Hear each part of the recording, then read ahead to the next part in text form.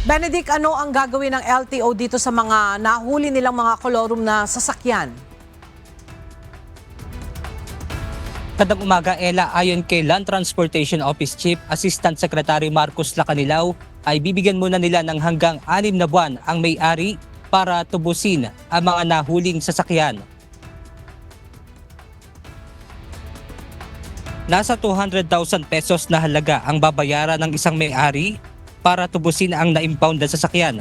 Nitong February 4 hanggang 8, nagsagawa muna ng 4 na araw na intelligence gathering ang LTO sa mga lugar kung saan namamasada ang mga kolorum na sasakyan.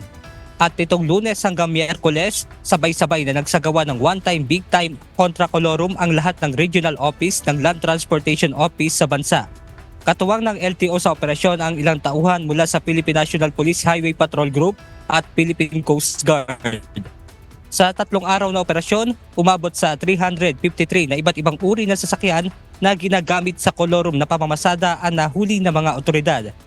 Kaugnay nito, nananawagan naman ang hepe ng LTO na huwag nang tangkilikin ng publiko ang mga kolorum na sasakyan, lalo na at walang magiging habol ang biktima kung sakaling maaksidente ang iligal na namamasadang sasakyan. Siguraduhin nila na hindi yung kolorum yung nasasakyan nila. Kasi pag yan ay na-aksidente, walang pananagutan yung may van hindi sila matutulungan o wala man lang insurance o wala mga papeles na kaukulan para yung mga ang naiipit dito yung mga mananakay. Ella, sakaling hindi naman makapag-comply sa 6 months na palugit ang isang may-ari ng sasakyan, ay posibleng ipa-auction o isubasa na ito ng LTO. At yan muna ang ating update. Mula iti, balik sa inyo dyan, Ella.